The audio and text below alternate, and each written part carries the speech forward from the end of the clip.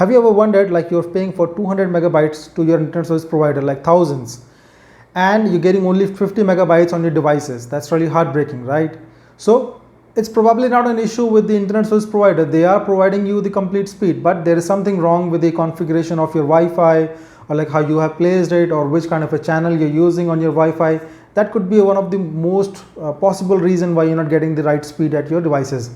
So in this video, I'll be showing you like how I have configured at my apartment to get the maximum out of the internet service provider provided speed, so that I'd get at least the one that I'm having, or maybe like if I get more than that, I'm very lucky, right?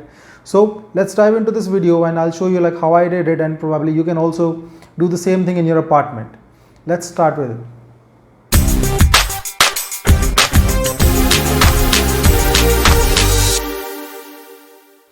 Alright, so let me show you when the internet service provider guys came to my apartment, what they were suggesting. So this is my main entrance gate. So they said that they will be getting the wire from the top of the roof, and they will channel the wire down here. So the wire they will be bringing is the optical fiber cable, and they said, okay, we have the socket here, we'll pull up the wire from here and keep the router on the top of this drawer. Now the main disadvantage of this kind of a configuration is that even though you get it right in your apartment, but you get the complete coverage in your hall or the drawing room area. But if I have to get the coverage in my master bedroom, I would not get much of the internet coverage or the Wi-Fi coverage. So what I asked them, instead of keeping the router here, I want to have it somewhere in the middle of the apartment. Now practically there is no place where I can keep it. I cannot keep any table or anything as such, because it will be back again a problem that I have to keep it in the center of the hallway, and you might bump it sometime walking down the hallway or something like that. So cable management and placing the router properly was also a challenge. So but still I had some plans, so I asked them to give me extra optical fiber cable so that I will route it by myself. What I did is I got the wire routed from along this wall, and it's at the back of this couch and all the way to the up, and again it is routed here, then again to this point, and then routed back here.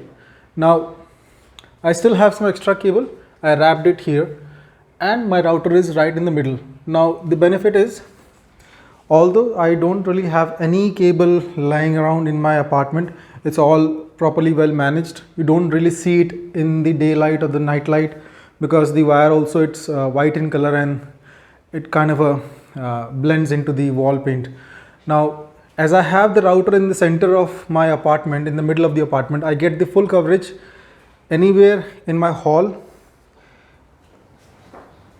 and if I have to get any kind of like if I want to use my internet anywhere in my apartment, I can use it in my, whether it is in my kitchen, first room, the second room, and the master room. So I get the full coverage.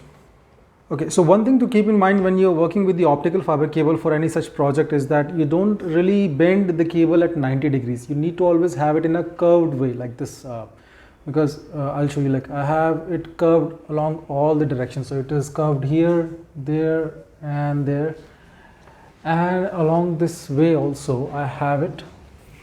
It's in curved way. It's not 90 degree, it's curved in a circular way.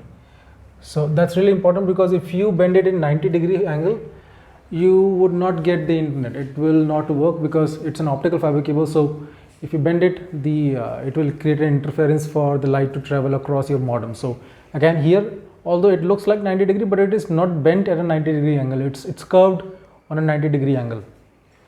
So that's really important to make sure that you don't bend it. We have all the cable management done, and now let me show you like what is the speed that I'm getting across my apartment. So let me show you here. That's I'm just standing right under my router, and I'll just do the speed test. That should give me more than somewhere around 200 Mbps. Okay, 210, 20, that's the download speed. Let's see the upload. Okay, that's blazing fast, 240 megabytes per second. So I wanted to keep that kind of a quality of internet across my apartment. Now let's see what is the speed that I'm getting in the hallway or the drawing room area. Let's do a speed test here again.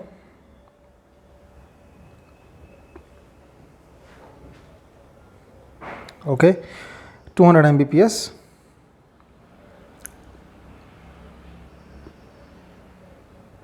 $240, $243, and the upload is again $240, $250. So it tops to 250 megabytes per second. Okay, now I'll go to my master bedroom. I'll show you the speed of my internet connection in my drawing room. So let me do the speed test again.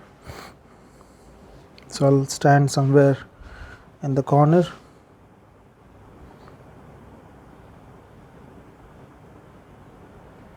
That's the beauty.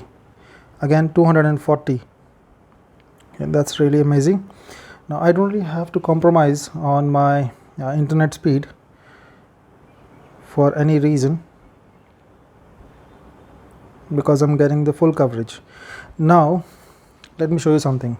If I go in the balcony area of my master bedroom, which is quite far from the router, so it's let me just do the speed test again. Go.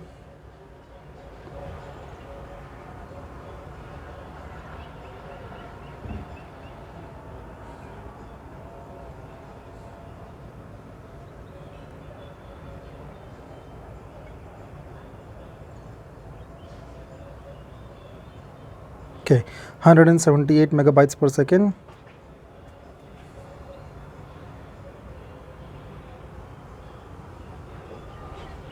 $137. Okay, so that's pretty out. There's a lot of walls in between, but still I'm getting a good coverage.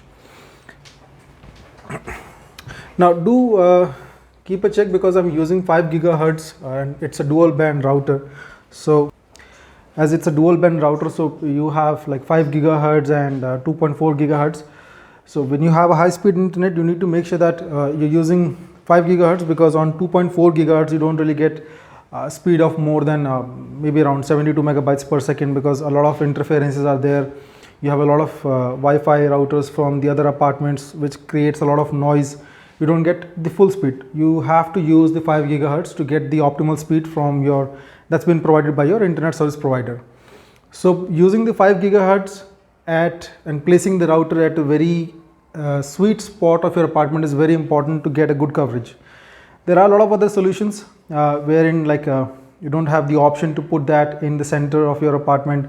So there are a lot of other solutions that I have implemented in my apartment also. I'll show you that in the next video, so that you get more idea like how you can have a good coverage across your apartment. Maybe whatsoever the design your apartment is of, you have a lot of walls in between, and you still want to have full wireless speed and does not really want to have all the wires lingering around your apartment and dangling down. And that's for the second video. I'll show you like how you can do other configurations to have the coverage in your apartment. Thank you.